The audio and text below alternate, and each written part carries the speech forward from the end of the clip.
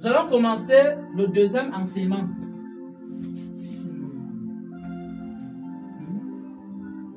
Filme le deuxième enseignement. Nous allons commencer le deuxième enseignement.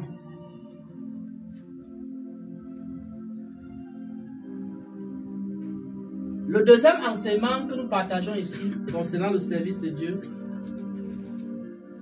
ça concerne le ministère. C'est toujours une parole que le Seigneur m'avait donnée. Le Seigneur m'avait dit ceci. Il n'y a pas que la parole. Il y a aussi l'onction. Il n'y a pas que l'onction. Il y a aussi le caractère. Voilà ce que le Seigneur m'avait donné comme parole, comme enseignement. Il m'a dit que le ministère, c'est trois choses. La parole, l'onction et le caractère. Et il m'a dit quoi? Il n'y a pas que la parole. Un ministère sans la parole, c'est un ministère qui va s'égarer. Pourquoi? Parce que vous avez besoin de la parole de Dieu pour accomplir ce pourquoi il vous a appelé. Il faut avoir constamment la parole. Il faut avoir constamment les instructions de la part du Seigneur. Il faut même connaître la parole de Dieu. Un jour, le Seigneur m'a dit ceci. Si tu veux être prophète, lis beaucoup les Écritures. Le Seigneur m'a dit cela. Si tu veux être prophète, si quelqu'un veut être prophétesse ou sentinelle, elle ne doit pas négliger les saintes écritures. Que tu sois prophète songeur, que ce soit quelqu'un qui a prophète visionnaire, qui a les visions, que ce soit par exemple prophète messager qui reçoit des messages, quel que soit le niveau prophétique ou alors l'appel prophétique, la dimension prophétique ou le don prophétique que le Seigneur te donne, tu dois savoir une chose. Si tu veux être un vrai prophète, si tu veux être une vraie prophétesse, il faut connaître les saintes écritures. Pour faire quoi? Pour bâtir le ministère prophétique sur la parole de Dieu. Pourquoi? Parce que la maison bâtie sur le roc, c'est cette maison-là qui peut subsister. Il y a des vents qui vont venir. Le vent de la séduction va venir. Mais si la maison est bâtie, elle est bâtie sur quoi? Elle est bâtie sur la parole de Dieu. Cette maison-là va résister au vent de la séduction. Il y a un esprit qui séduit les prophètes. Il y a des esprits qui sont envoyés pour séduire les prophètes. Parce que Dieu est le Dieu des esprits des prophètes. Dieu est le Dieu des esprits des prophètes. Et c'est lui qui a déposé en vous le don de prophétie. C'est lui qui a déposé en vous la parole prophétique. Mais la parole prophétique n'est pas tout. La parole prophétique à elle seule ne peut pas conduire votre vie.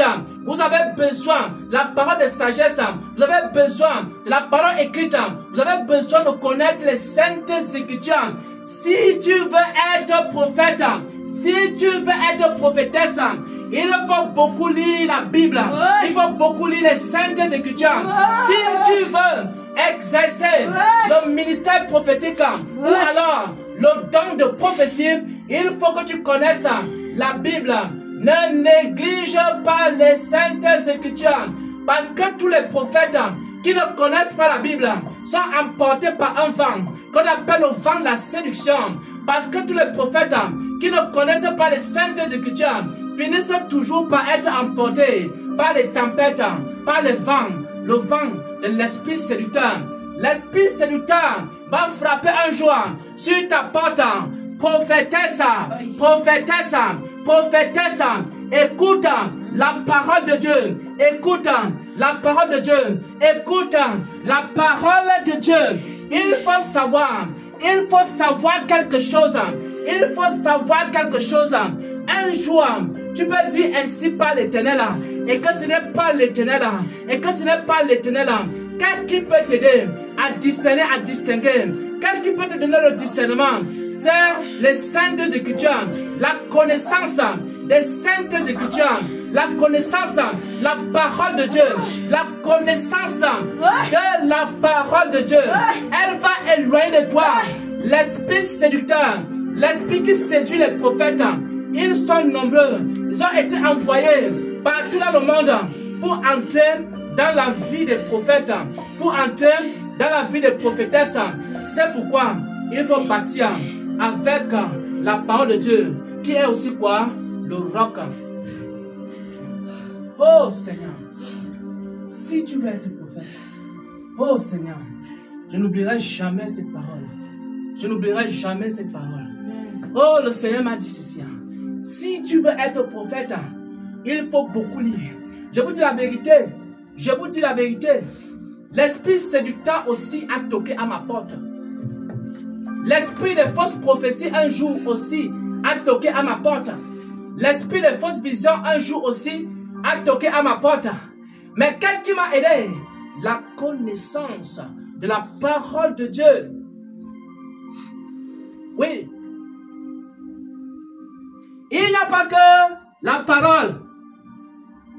Si tu veux bâtir le ministère ou l'œuvre que le Seigneur t'a appelé à faire, il faut bâtir ça dans la parole. Il faut avoir une connaissance profonde de la parole de Dieu.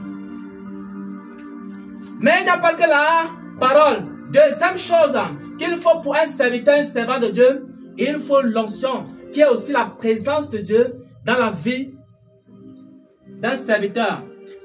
Et c'est ça qui fait en sorte que son ministère puisse avoir de l'impact.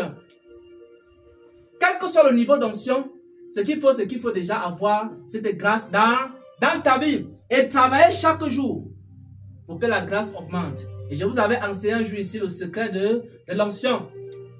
L'onction n'augmente pas seulement par le jeûne et la prière. Pourquoi? Parce que l'onction de Dieu, source de salut pour tous les hommes, vous enseigne. Donc l'onction enseigne. L'onction donne des instructions. Et lorsque tu obéis à ces instructions, ça commence à se manifester. Lorsque l'onction est sur vous, si vous avez l'onction ou alors la grâce de prophète, de prophétesse, l'onction prophétique qui est en vous commence à vous donner quoi? Des enseignements sur le don de prophétie, des enseignements prophétiques. Et pendant que tu obéis à ces enseignements, la grâce de Dieu augmente. Donc, l'onction augmente par quoi? Par l'obéissance aux instructions. Plus j'obéis aux instructions, la grâce augmente. Et lorsque Dieu veut augmenter la grâce dans ma vie, il me donne de nouvelles instructions. Et quand j'obéis aux deuxièmes instructions, je passe au niveau 2 de l'onction. Quand j'obéis aux troisièmes instructions, je passe au niveau 3 de l'onction. Quand j'obéis aux quatrièmes instructions, je passe à quel niveau de l'onction? Quatrième niveau de l'onction. Et quand j'obéis aux cinquièmes instructions, je passe à quel niveau? Cinquième niveau de l'onction. Et lorsque j'obéis aux sixième instruction, je passe au sixième niveau de l'onction. Et lorsque je vais arriver au septième niveau, le Seigneur va vous donner encore d'autres instructions. Les instructions du septième niveau. C'est la raison pour laquelle vous devez savoir quelque chose. Ce n'est pas pour rien que Dieu a commencé à changer les noms des personnes dans ce ministère, dans cette église. Ce n'est pas pour rien que quelqu'un qui s'appelait Charles a commencé à s'appeler Gédéon. C'est à toi de porter le nom de Gédéon. Il y a des gens qui disent, pourquoi m'appelle Gédéon? Gédéon, ce n'est pas un nom de ma famille.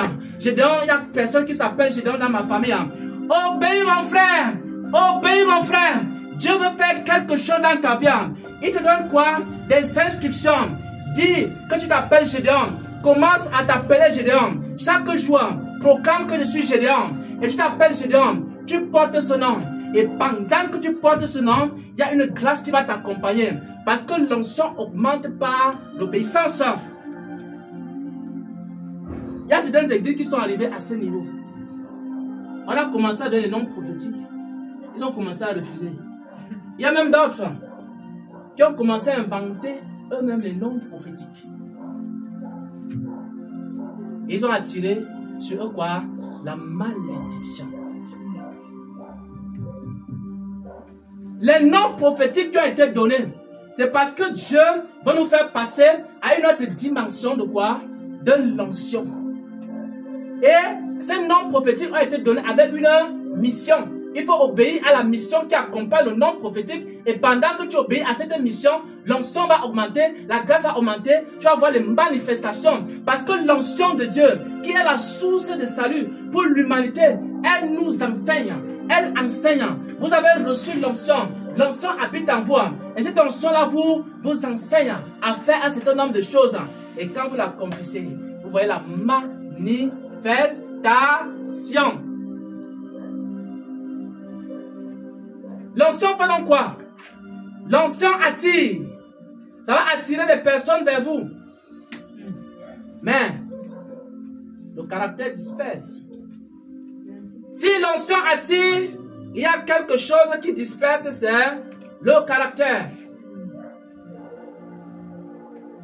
Alors quand vous allez finir d'évangéliser, il y a, avec l'onction de Dieu,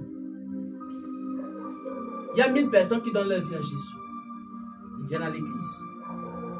Qu'est-ce qui va les garder à l'église? Qu'est-ce qui les a attirés? C'est ton message, c'est ta prédication. C'est la puissance qui a été démontrée. Parce que les gens disent qu'il faut aller démontrer la puissance de Dieu.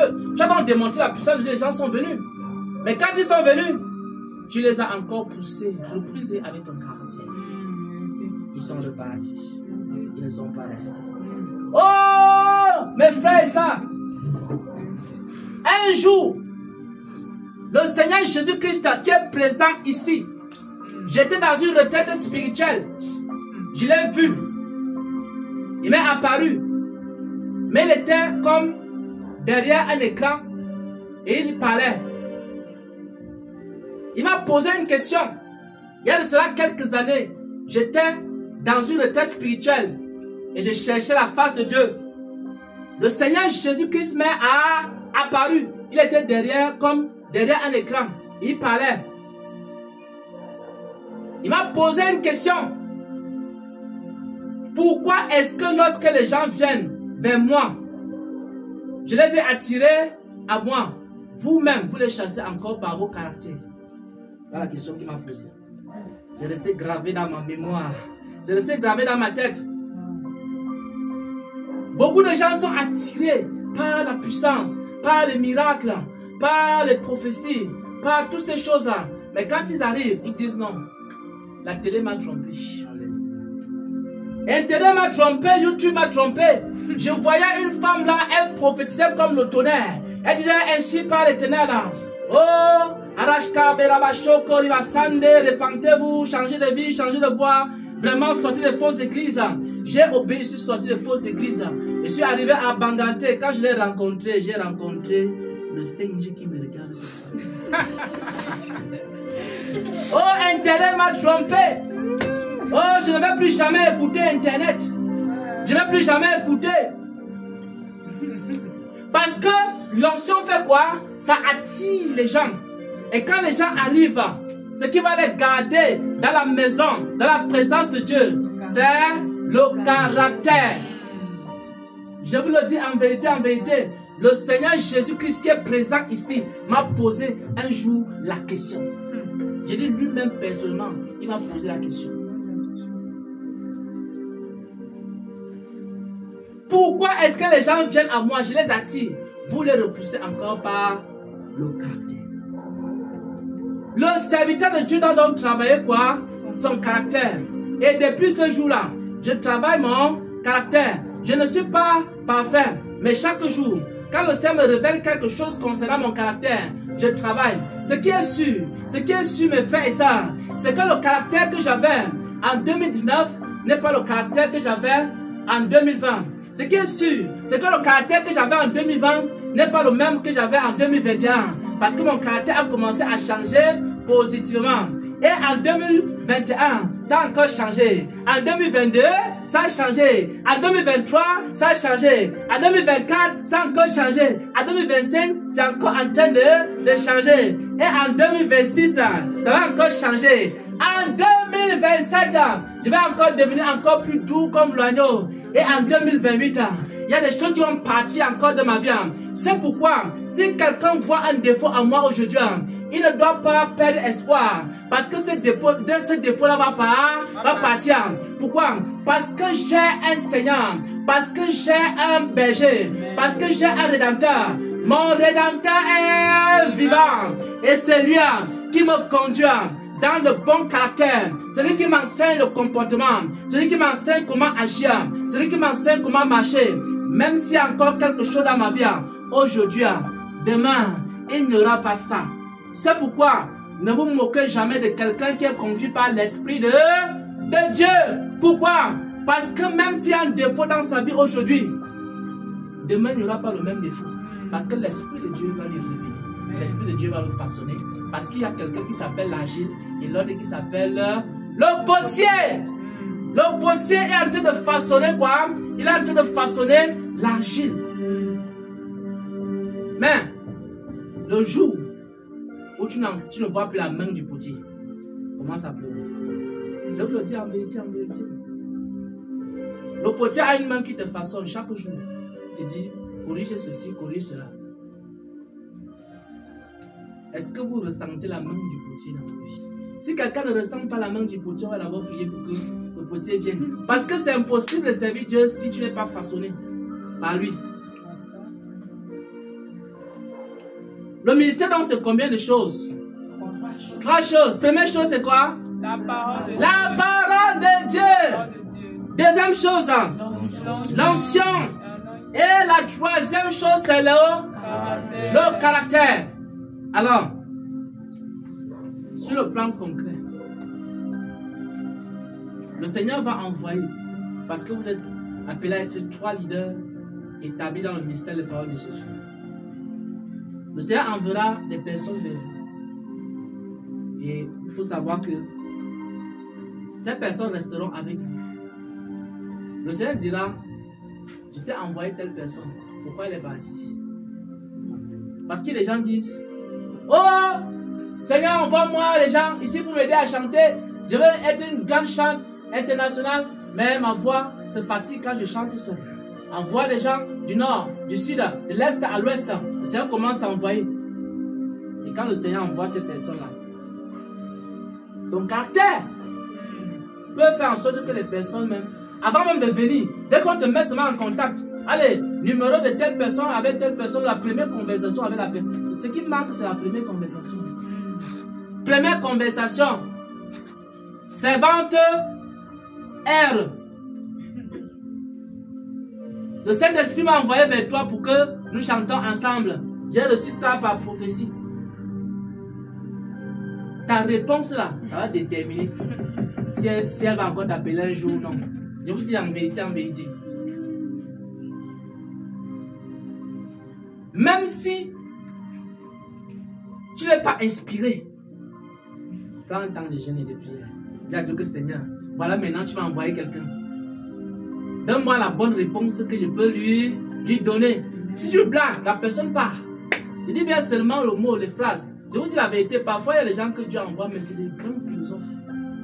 C'est des personnes qui analysent les phrases, les mots, les attitudes, même la durée que tu fais pour répondre à la question. Ils analysent tout ça. Et ils tiennent compte de ça. Si le mystère des chants va grandir, ce n'est pas par ton don. Ce n'est pas ton don, ce n'est pas l'onction qui fera grandir le mystère des chants. Tu peux avoir ton don, on va partager tes vidéos, tu es toujours seul là en train de chanter. Ça va bénir les gens. Mais tu seras toujours seul en train de dire, oh, Dieu m'a exaucé, oh, Dieu m'a béni, oh. Tu chantes.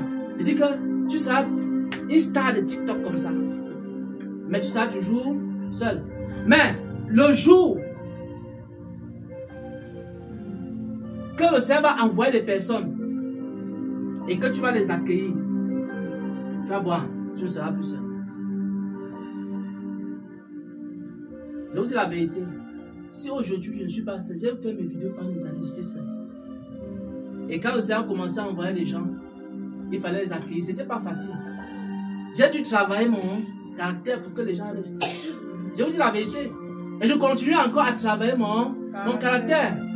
Le Seigneur envoyait les gens comme ça. Certains sont partis à cause du caractère. D'autres sont partis parce que j'avais même pas le temps. Ils m'écrivent, j'ai fait même une semaine avant l'époque. Vous voyez un peu, ils sont partis. Bon, c'est vrai qu'à l'époque, j'étais occupé. Mais aujourd'hui, je suis un peu plus disponible. Et je fais un effort. C'est pour ça que Parfois, je dors. Même à minuit, 1h du matin, je dors. Je dois répondre aux questions. C'est pas facile. Mais si je ne fais pas ça, le Seigneur va envoyer des personnes, mais ces personnes vont encore partir. Et c'est parce que j'ai fait ces efforts que plusieurs sont restés. Mais maintenant, n'oubliez pas une chose. Le porc a sa nature. Même si tu fais n'importe quel effort là, le porc va toujours retourner à la porcherie, va toujours retourner à la porcherie. Mais si le Seigneur t'envoie une brebis, avec ton caractère, tu vas gagner la brebis. Et c'est comme ça que le ministère va se développer. Même les sentinelles. C'est le caractère qui va faire en sorte que le ministère des sentinelles se développe. Si le caractère n'est pas bon, les gens vont chercher à prier chacun tout seul. Et puis, vous allez vous rendre compte que le moment de prière, qu'est-ce qui va se passer? Les gens vont commencer à vous dire, bon voilà, je suis trop fatigué. Vous savez, quand quelqu'un ne veut pas prier avec toi, il te dit que non, vraiment, j'ai beaucoup d'enfants, vraiment à bas âge, je ne peux pas respecter les heures de prière. Parce que chaque fois qu'elle finit un moment de prière, c'est toujours les mots de tête. On va vous donner les prétextes. Et à la fin, ce qui va se passer, c'est quoi? Le Seigneur va vous envoyer beaucoup de gens, mais ces personnes-là vont repartir. Voilà donc les 3 choses pour un ministère. La parole, l'onction et le caractère. Et là, ça sera la réussite. Et je vais terminer par quelque chose. Il y a même parfois, ça c'est vraiment important, parfois le Seigneur n'envoie pas encore des gens quand il voit que le caractère n'est pas encore bien travaillé. Vous savez, parfois il veut d'abord bien travailler le caractère parce qu'il ne voudrait pas que les gens partent souffrir entre les mains d'un serviteur ou entre les mains du servant. Je vous prends l'exemple de l'hôpital qu'il a créé. Quand le Seigneur veut créer l'hôpital, le ministère des paroles de Jésus, il envoie une personne qui a un très mauvais caractère. Et qu'est-ce qu'il fait? Il nous observe pour voir si nous pouvons bien accueillir la personne. C'est après ça que le Seigneur dit que je vais envoyer dans les autres personnes. Parfois, le Seigneur peut ne pas envoyer des gens vers vous. Parce qu'il veut encore que vous travaillez votre caractère. Voilà le deuxième enseignement que nous allons clore.